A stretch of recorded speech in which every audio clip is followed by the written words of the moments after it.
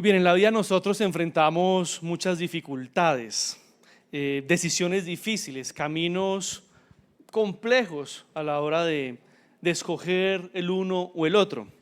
Con frecuencia, de hecho, mi esposa y yo nos encontramos sentados en el comedor, que es el lugar donde se toman las decisiones importantes en la casa. Nos sentamos ahí en el comedor y como preguntándonos, bueno, ¿qué decisión tomamos frente a múltiples caminos? Pero generalmente esos caminos, pues cada uno tiene su consecuencia negativa. No sé cómo sea su vida, pero nosotros generalmente cuando vamos a tomar decisiones, casi nunca tenemos opciones ideales, casi nunca tenemos los caminos pues fantásticos, sino que generalmente nos encontramos ante caminos donde cada uno de ellos tiene su pero, tiene su aspecto negativo. Entonces nos sentamos en el comedor y planteamos, bueno, si elijo esta opción, pues trae estas consecuencias negativas. Si elegimos esta otra, pues tendremos estos problemas. Si escogemos el tercero, pues también traerá algunas dificultades. Y así es la vida. En eso consiste la vida, creo yo, en la habilidad de escoger el mal menor. Esa habilidad de escoger el mal menor. Nos preguntamos, ¿qué es lo menos malo que podemos hacer en este momento? Cada opción tiene su propio costo, pero la decisión que debemos tomar es la menos dañina. Y de hecho esta dinámica llega a convertirse en uno de los principios éticos donde hacer lo correcto no es posible. La recomendación es el mal menor. ¿Qué es lo menos malo? Para no ir muy lejos, pensemos en el dueño de la tienda en un barrio de Medellín, que se acercan algunas personas a pedirle apoyo económico llamado extorsión. Si les da dinero, pues es malo, se está financiando unas actividades delictivas. Si no les da dinero, pues es malo porque tienen muy claro cuál es su familia. Si usted acude a las autoridades, pues está ahí el sinsabor y el temor de la negligencia con la que el Estado a veces actúa. Y es una declaración de guerra directa en contra de ellos.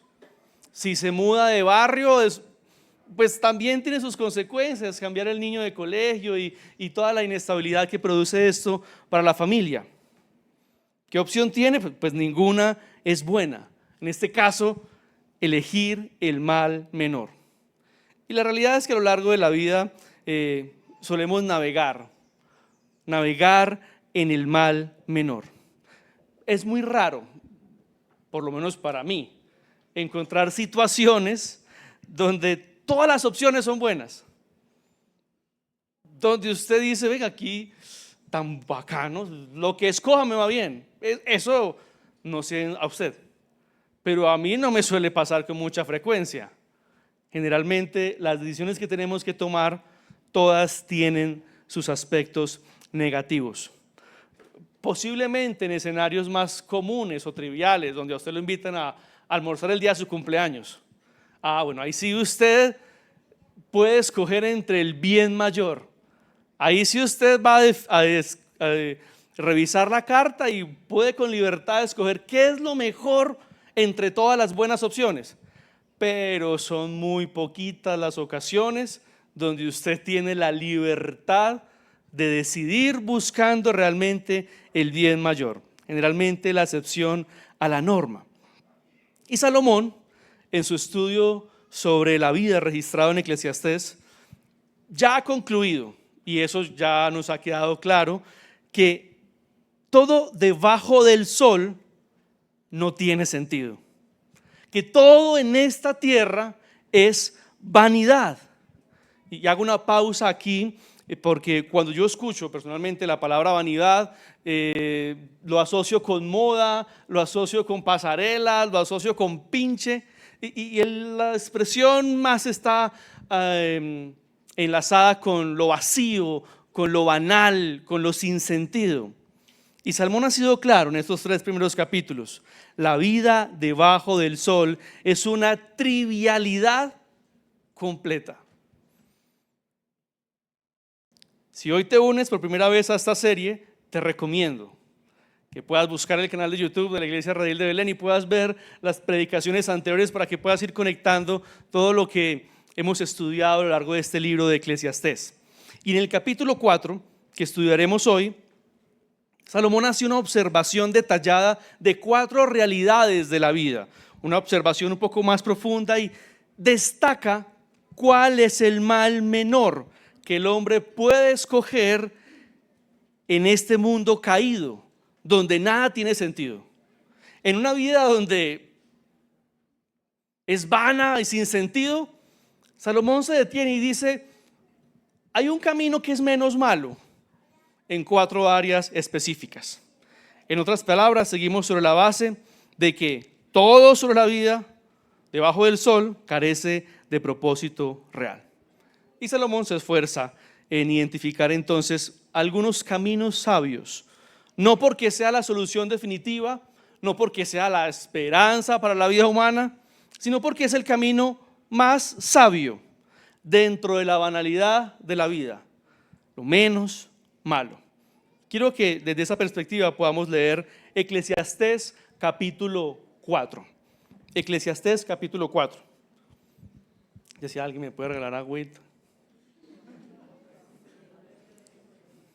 Eclesiastés 4.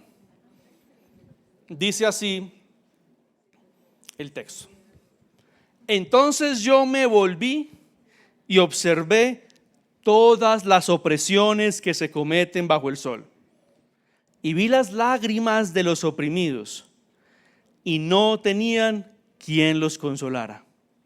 En mano de sus opresores estaba el poder, y no tenían quien los consolara.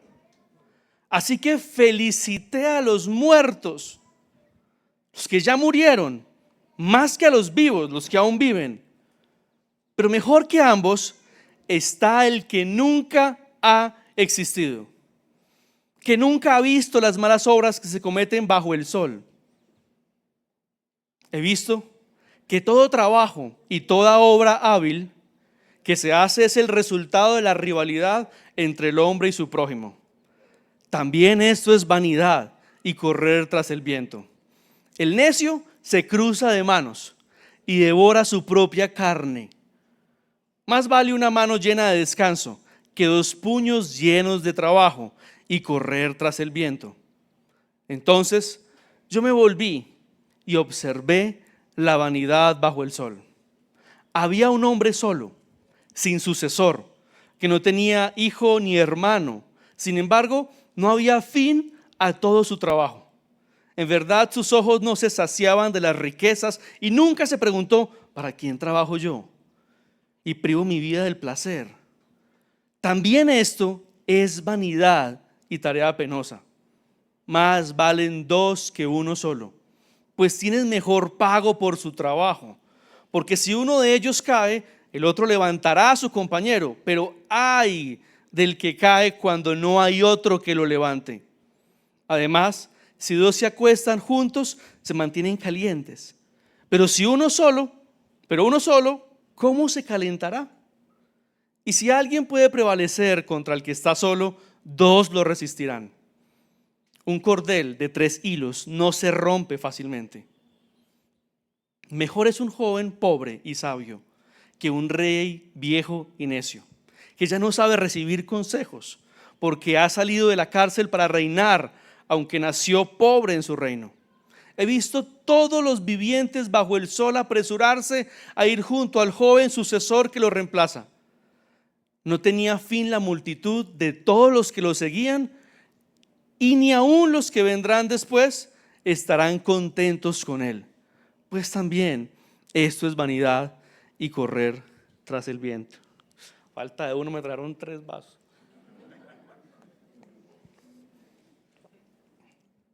Salomón observa la vida bajo el sol y se detiene en 4 realidades, las cuales acabamos de leer.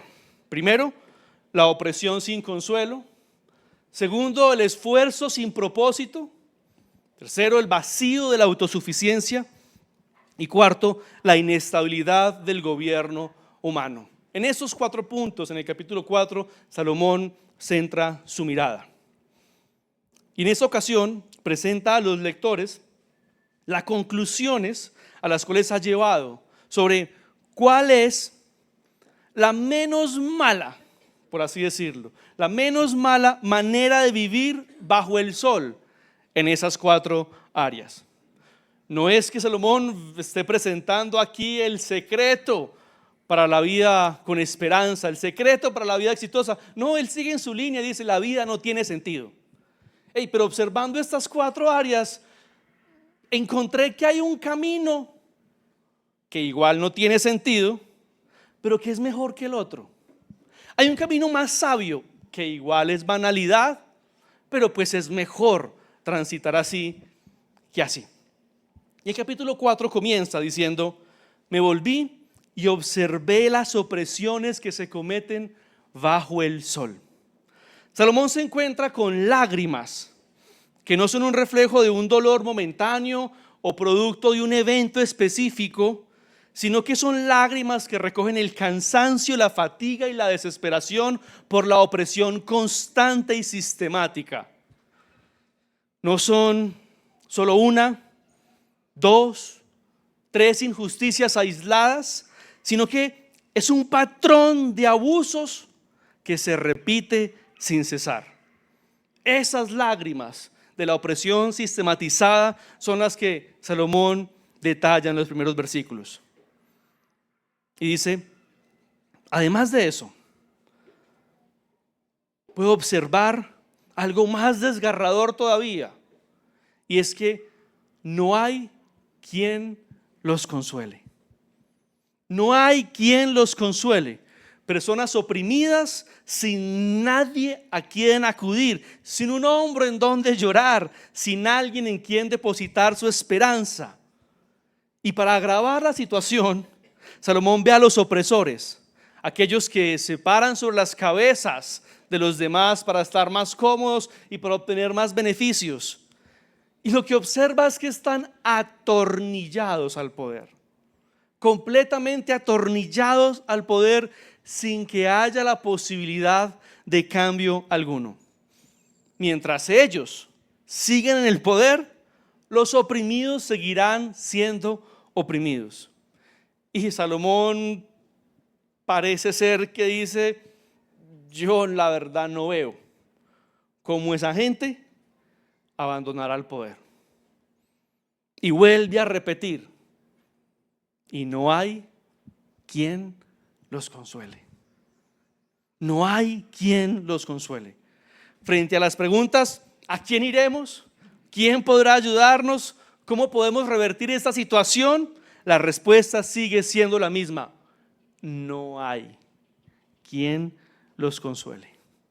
Salomón no ve un camino de esperanza para estas personas debajo del sol.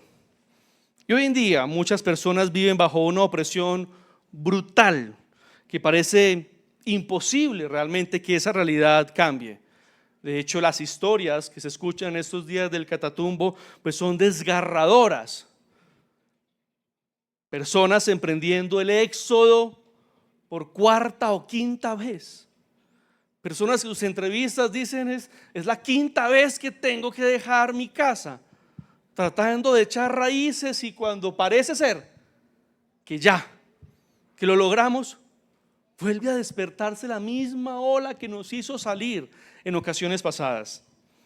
¿Cuándo la violencia en Colombia nos dejará vivir?, exclamaba una madre en una entrevista. Pero la opresión tiene muchos disfraces. No solamente se presenta en forma de guerra. Los empresarios que soportan altísimas cargas tributarias, mientras el Estado, en lugar de administrar con justicia, es permisivo del robo de miles de millones de pesos de los funcionarios públicos. Las familias que, debido a las condiciones socioeconómicas del país, solo pueden acceder a una vivienda propia a través de un crédito hipotecario, terminando de pagar hasta 3 o 4 veces el valor de su vivienda.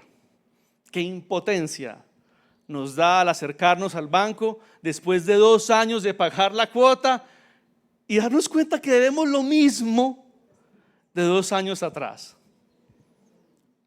Es una opresión. ¿Y cómo nos libramos de esa situación? Personas que mueren esperando una cita médica o un medicamento que nunca llega.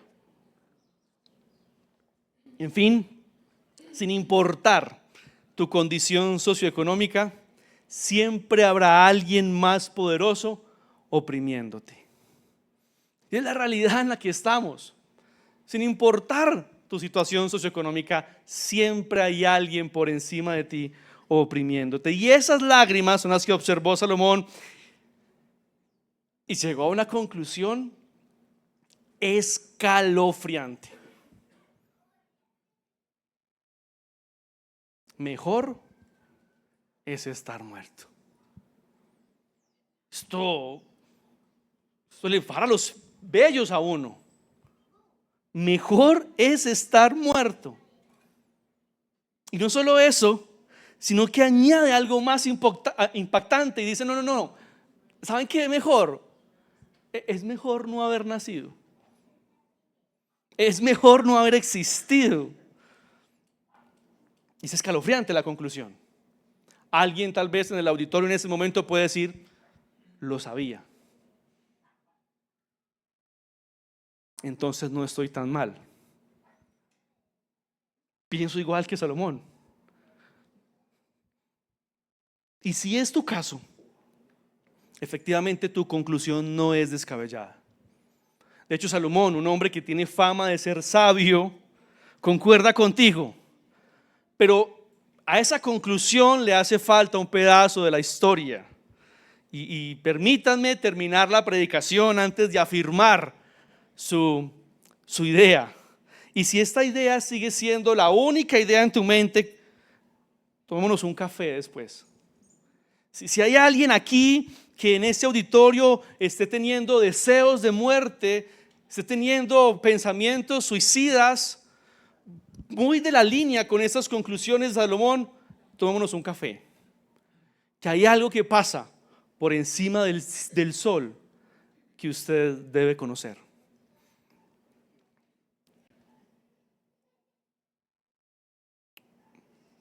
Pero sí, la verdad es esa. Y me siento un poquito incómodo, pero Salomón lo dice. Hombre, el mal menor, la verdad, frente a esas opresiones tan absurdas de la vida, es no haber existido. Y es su conclusión al observar la vida debajo del sol. Salomón dirige su mirada a el esfuerzo sin propósito. Cambia de tema abruptamente y dice: he visto que todo trabajo y toda obra hábil que se hace es el resultado de la rivalidad entre el hombre y su prójimo. También eso es vanidad y correr tras el viento. Salomón dirige su mirada al trabajo y lo que ve es una competencia, afán, desgaste, un esfuerzo que no satisface a nadie.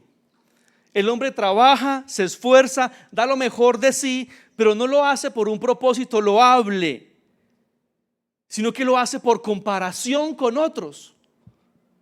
Es la conclusión del estudio de Salomón. El motor de muchos no es la excelencia, sino la envidia. El deseo de algunos no es mejorar, sino estar por encima del otro. Y Salomón observa cómo esta carrera interminable consume a la gente, los agota en su esfuerzo sin ninguna satisfacción real. Porque trabajas, avanzas, logras algo, pero siempre hay alguien más adelante que te obliga a seguir corriendo. Construyes, luchas, alcanzas metas, pero nunca es suficiente porque siempre habrá alguien con más. Tienes un salario estable, pero no es tan bueno como el de tu amigo, así que te tienes que exigir más. Salomón ve que en muchos casos trabajamos no para honrar a Dios ni para bendecir a otros, sino para demostrar que podemos lograrlo y ubicarnos por encima del resto.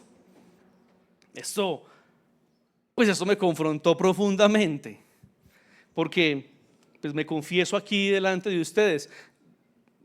Mi vida, de hecho las reflexiones que he hecho en estos últimos tiempos es que mi vida, pues siempre hay algo que hacer, siempre hay algo que estudiar, siempre hay algo que proyectar, siempre hay algo que gestionar, siempre hay algo para crecer, siempre tengo algo. Y como recordamos hace 8 días, pues no está mal. El trabajo arduo honra al Señor. La cuestión es que Salomón me está mostrando o me está confrontando que el ritmo que llevo en mi vida quizás no es para honrar al Señor, sino para competir con otros. Y yo dije, Señor, ¿seré yo maestro?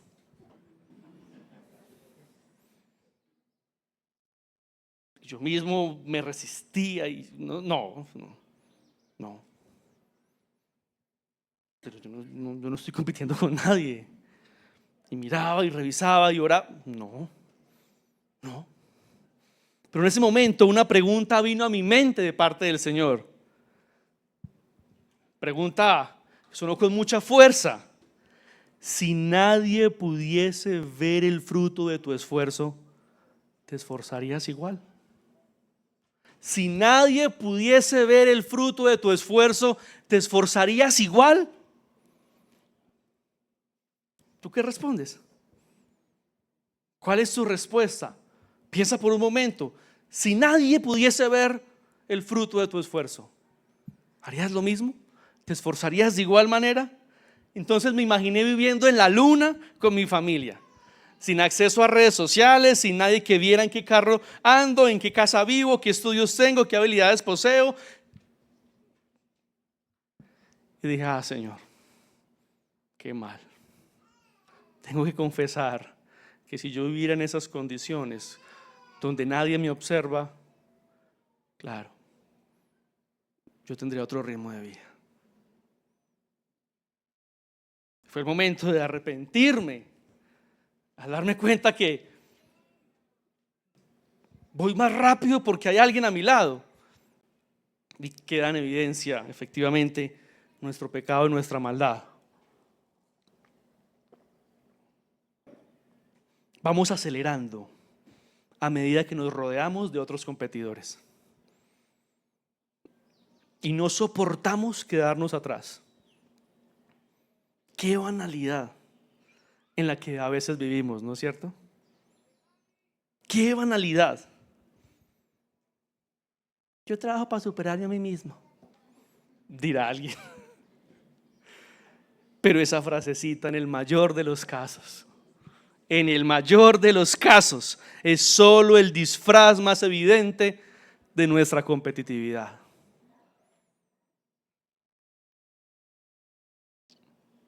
Pero Salomón también observa a otros que toman otra actitud. El necio se cruza de manos y devora su propia carne. Salomón tampoco aplaude a quien no hace nada en la vida. Desde la misma secuencia de citar canciones, el que se levanta por la mañana, se pega un baño y se perfuma, se toma un buen desayuno y no hace más nada. Salomón tampoco aplaude eso. Y primero, llama necedad a vivir cruzado de brazos. Y segundo, usa una imagen literalmente asquerosa para resaltar la lamentable condición de quien elige la pasividad y devora su propia carne. Es el retrato de alguien que simplemente deja que la vida lo consuma, que ya no lucha, que ya no busca, que ya no cree que hay algo que pueda hacer para trabajar.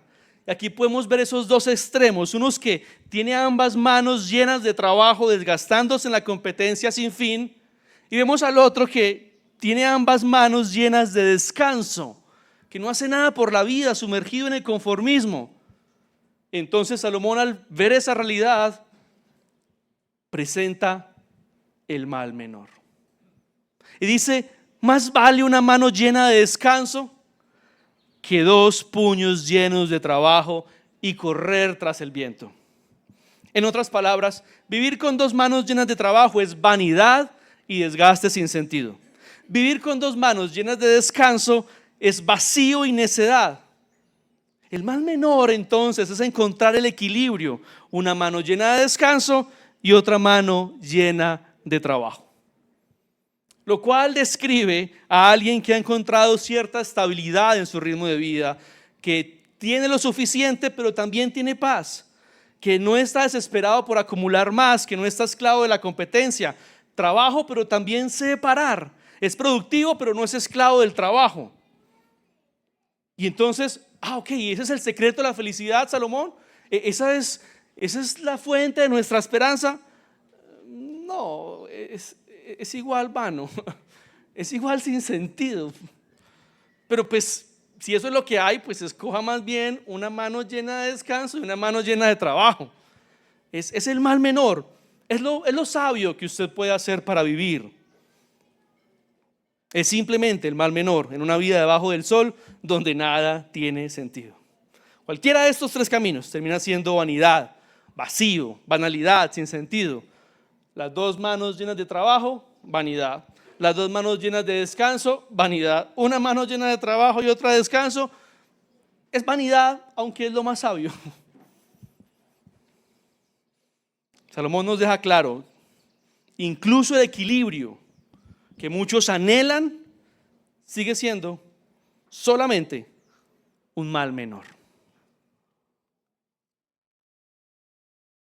Y después de observar la opresión sin consuelo, el esfuerzo sin propósito, Salomón pone su mirada en otro problema común de la vida debajo del sol: la soledad y el vacío de la autosuficiencia.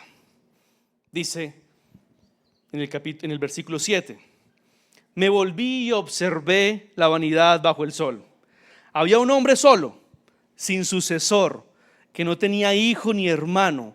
Sin embargo, no había fin en todo su trabajo. En verdad, sus ojos no se saciaban de las riquezas y nunca se preguntó: ¿para quién trabajo yo y privo mi vida del placer? También eso es vanidad y tarea penosa. Salomón ahora ve a un hombre exitoso. Tiene riquezas, logros, pero no tiene con quién compartirlos. Trabaja sin descanso, pero nunca se detiene a preguntarse: ¿yo para quién es que hago esto? Se ha vuelto tan autosuficiente que al final se ha desconectado de todos a su alrededor. Compitió con los demás, pero ahora no tiene con quién competir. Vivió como si no necesitara a nadie y efectivamente ahora no tiene a nadie. Actuó como si pudiera solo y efectivamente ahora está completamente solo. Salomón confirma aquí lo que Dios ya había dicho hace muchos años atrás: no es bueno que el hombre esté solo. No es bueno que el hombre esté solo. Sin embargo, por nuestra condición de pecado, la soledad, la autosuficiencia, el individualismo son los caminos por los que más fácil nosotros caminamos. Solemos callar nuestras luchas porque creemos que solos podemos. Evitamos buscar apoyos en momentos difíciles pensando: esto se me va a pasar rápido. Es más fácil pedirle un consejo a la inteligencia artificial que a un amigo. Tomamos decisiones sin consultar a nadie. Nos rodeamos de muchas personas, pero no dejamos que nadie vea más allá de la superficie. Bueno, y finalmente esa es una descripción de quién soy yo. De hecho, alguien describiéndome dijo: a Henry para sacar las palabras hay que usar una ganzúa. Y la verdad es que eso es algo de lo que yo no puedo estar orgulloso después de acercarme a un texto como estos. A veces mi silencio puede interpretarse por algunos como prudencia, pero muchas veces no es más que orgullo, individualismo y autosuficiencia. Más valen 2 que uno solo, pues tienen mucho mejor pago por su trabajo. Pero si uno cae, el otro levantará a su compañero, pero ay del que cae y no hay quien lo levante. Además, si dos se acuestan juntos, se mantienen calientes, pero uno solo, ¿cómo se calentará? Y si alguien puede prevalecer contra el que está solo, dos lo resistirán. Un cordón de 3 hilos no se rompe fácilmente. Un pasaje conocido y muy común, predicado en ceremonias matrimoniales.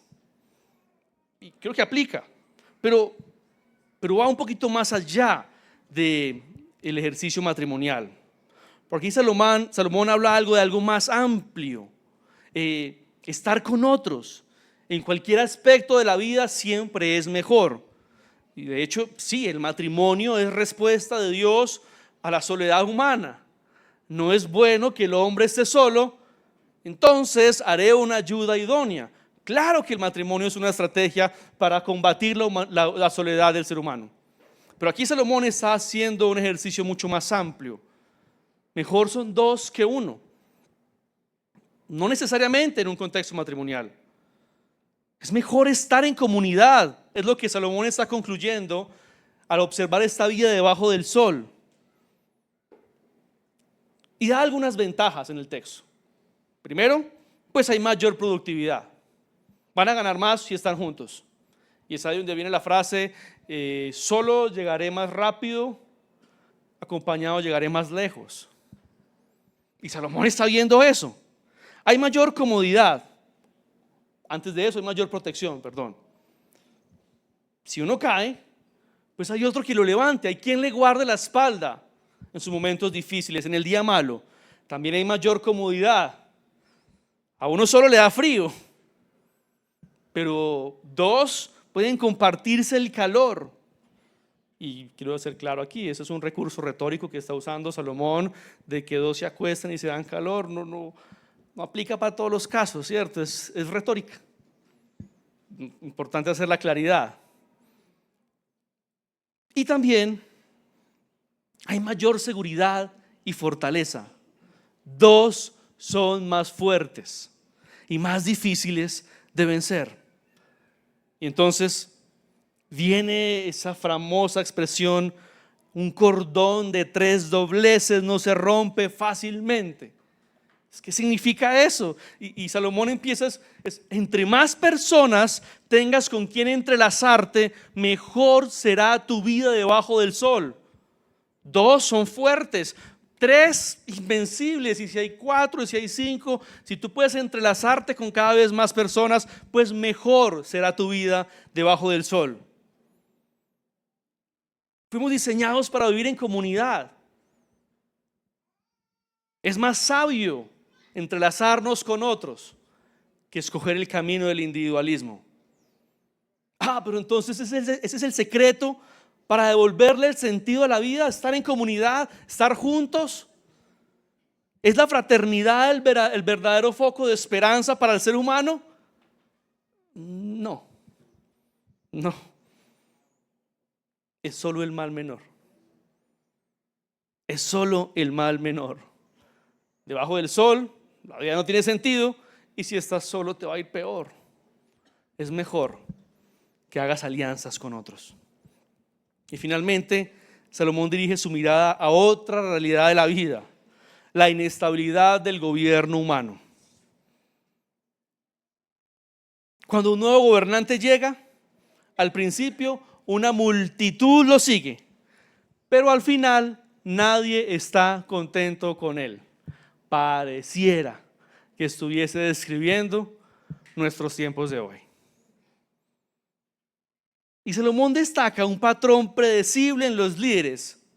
Se vuelven necios, aferrados a su propio parecer, dejan de recibir consejo, se olvidan de dónde vienen y dejan de gobernar para su pueblo. Por eso el texto dice, confiar en un gobernante es vanidad, es correr tras el viento. Todos los gobernantes terminan en el mismo patrón.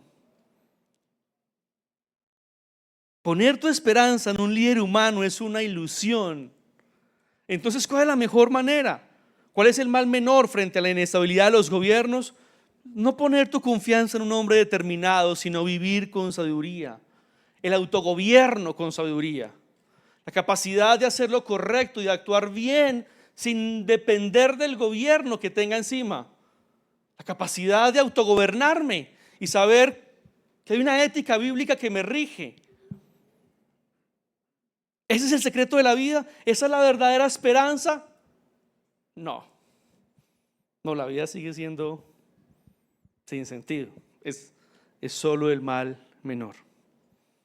Pero al menos puedes ver el mal menor si decides vivir con sabiduría en lugar de esperar el día en que los ricos y necios cambien el mundo.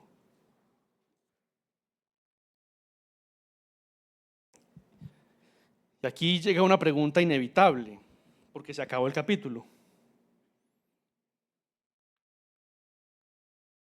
Y no sé si surge en ustedes la pregunta que surge en mí, y esto es todo. Este es nuestro destino, vivir saltando de mal menor en mal menor. Salomón dice sí, eso es todo. Ese es el devenir natural de la vida. Eso es lo máximo que usted y yo podemos alcanzar debajo del sol. No le busque más, que no hay más. Debajo del sol no hay más. Muy desesperanzador, ¿no es cierto?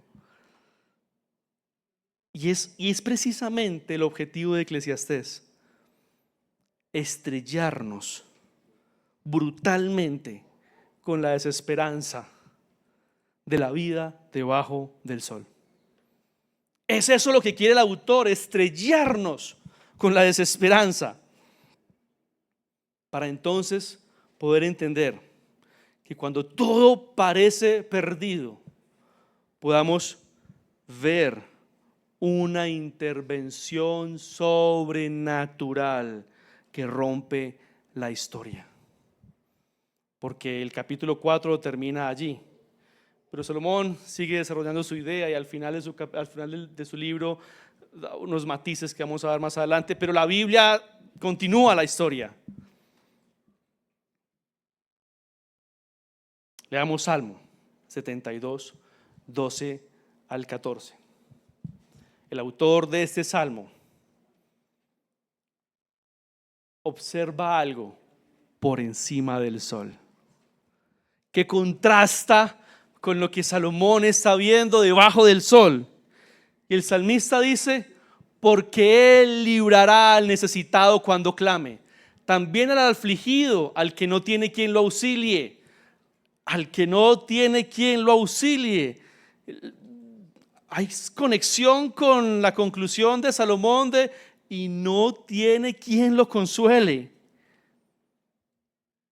Tendrá compasión del pobre y del necesitado, y la vida de los necesitados salvará. Rescatará su vida de la opresión y de la violencia, y su sangre será preciosa ante sus testigos. El hijo, Salomón, una mirada debajo del sol. David, su padre, una mirada por encima del sol.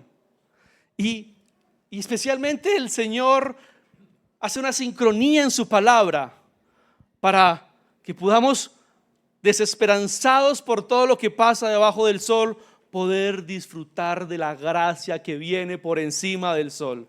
Porque a veces necesitamos saborear la desgracia en la que realmente estamos para darle valor a la gracia que viene después.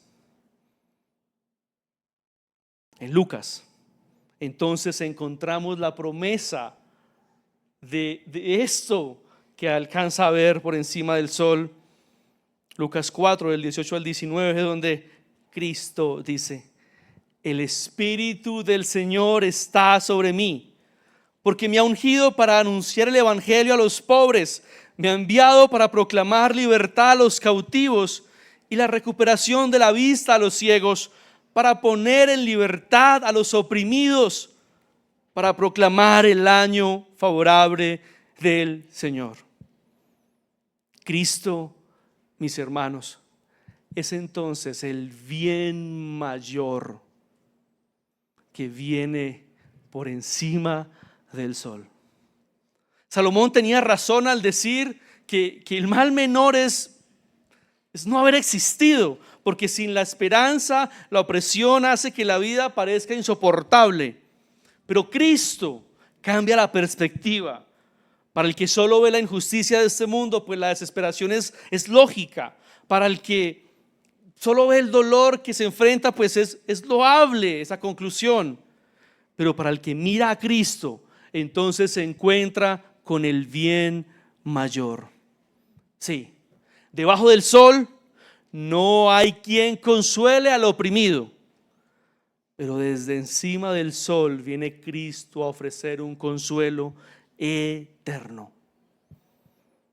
No busques consuelo en lo pasajero, en lo que hay debajo del sol. Tenemos que invertir nuestra vida buscando consuelo eterno solamente en Cristo Jesús. Cristo es la esperanza para el esfuerzo sin propósito, porque sin Cristo el trabajo es una carga, es una competencia, es una simple estrategia de supervivencia. Sin Cristo, pues ¿para qué trabajamos? ¿Para qué hacemos lo que hacemos? Pero en Cristo el trabajo cobra un propósito eterno: hacerlo todo para la gloria de Dios. Nuestro esfuerzo ya no es en vano, porque ahora tiene un propósito eterno.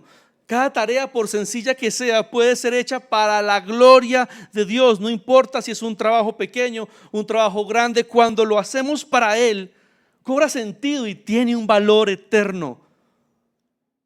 Todo lo que hagan, háganlo de corazón como para el Señor y no para los hombres, sabiendo que en el Señor recibirán recompensa de la herencia. Es a Cristo, al Señor, a quien le sirven. Sin Cristo trabajamos para nosotros mismos y terminamos vacíos. Pero con Cristo, todo lo que hacemos, lo hacemos para su gloria. Y eso no es vanidad. Todo esfuerzo humano de un discípulo de Cristo que vive para su gloria no es vanidad. Cristo es la respuesta al vacío de la soledad y de la autosuficiencia. No es bueno que el hombre esté solo. En Cristo somos reconciliados con el Padre, restaurando la más trascendental soledad de nuestra existencia, llenando el vacío más profundo que usted y yo podemos experimentar. Es una comunión con el Señor que solo es posible a través de Cristo. Nos sumerge en su presencia, rompiendo la soledad, nos libera del individualismo, incorporándonos a su iglesia.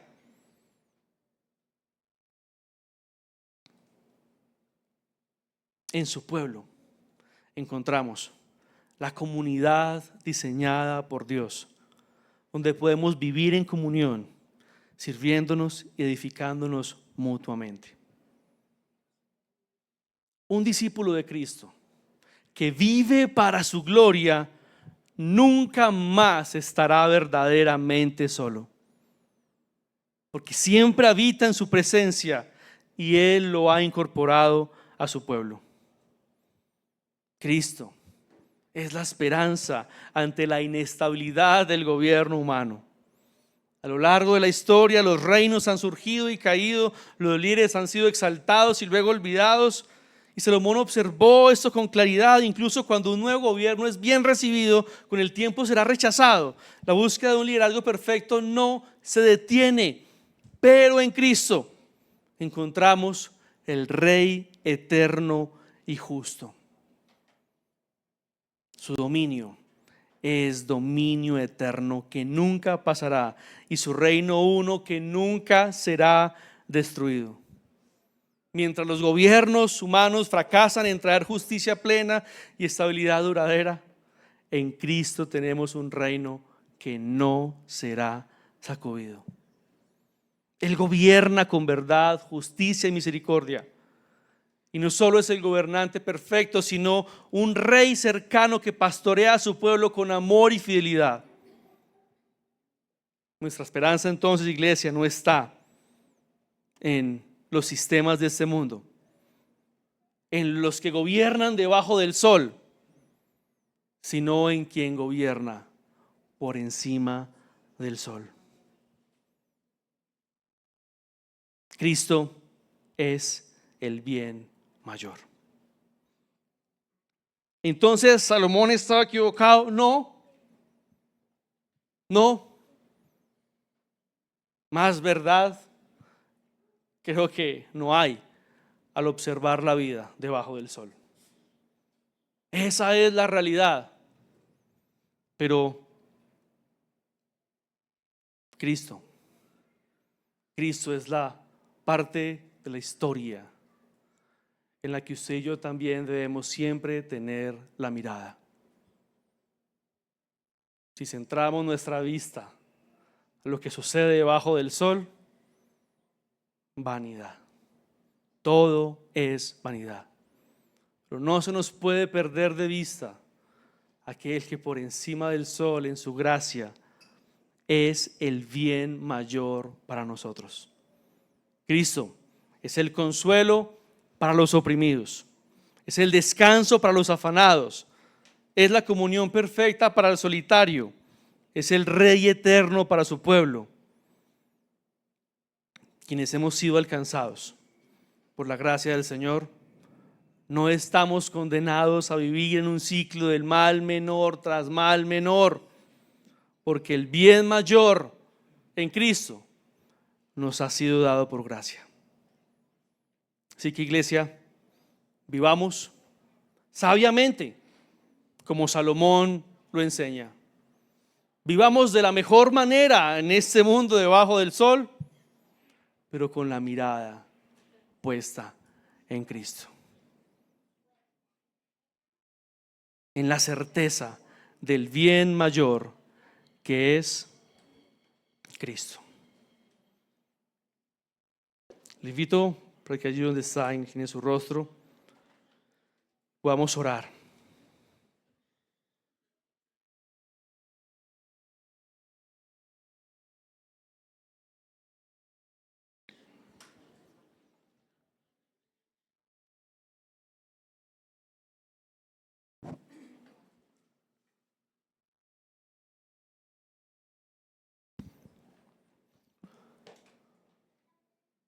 Señor, en esta mañana te doy gracias por tu palabra que viene y desnuda nuestra realidad y tal vez la banalidad en la que muchos de nosotros vivimos, Señor.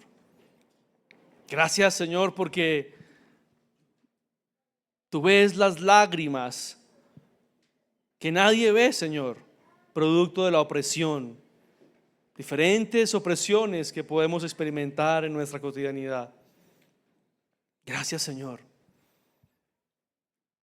que a través de esta palabra, Señor, permites entender que tú ves las lágrimas de los oprimidos. Gracias, Señor, porque podemos recordar, si bien debajo del sol no hay esperanza para la opresión humana, podemos recordar que la gracia salta, Señor, para rescatarnos de la opresión. Podemos aferrarnos a Cristo, quien promete la libertad de los oprimidos. Te quiero pedir en esta mañana por todo aquel que experimenta agobio, cansancio, desesperación, y quiero orar por aquellos, Señor, que han concluido que mejor es morirse. Quiero interceder por aquellos incluso que han pensado en el suicidio. Te quiero pedir, Señor, que tu gracia levante su mirada y les permitas ver por encima del sol. Permíteles ver la gracia de Cristo. Permíteles recibir el consuelo de Cristo. Señor, permíteles un encuentro profundo contigo que traiga libertad a su opresión. Ten misericordia, Señor, de aquellos que sufren. Ten misericordia de aquellos que sufren sin esperanza. Ten misericordia de aquellos a quienes no les has dado la oportunidad de ver por encima del sol, quienes efectivamente no tienen quien los consuele. Oramos, Señor, que tú seas el consuelo para todos aquellos que viven en opresión. Señor, que cada uno de los que estamos aquí presentes vamos a vivir para tu gloria, Señor. Que cada uno de nosotros, Señor, pueda dejar de vivir para sí mismo, para competir con el otro, y que todo lo que hagamos, Señor, sea para tu gloria. Pues tú le das sentido a nuestra vida, Señor. Tú le das sentido a esta existencia, Señor. Permítenos mirar por encima del sol y disfrutar de la gracia que nos ha sido dada en Cristo Jesús. Señor, que en medio de estas dificultades de este mundo podamos descansar en el bien mayor. El bien mayor que es Cristo Jesús. Enséñanos a descansar en ti, Señor. Enséñanos a creer en ti. Enséñanos a confiar en ti. Enséñanos, Señor, a vivir para ti. Te lo pedimos. Que toda nuestra vida, que toda nuestra confianza, que todo nuestro ser simplemente se rinda ante el bien mayor. Haznos sabios, Señor, para vivir. Haznos sabios para vivir aquí en esta tierra, para vivir estos días, pero siempre con nuestra fe y nuestra esperanza puesta en ti. Te lo pedimos, Señor, en el nombre de Cristo Jesús.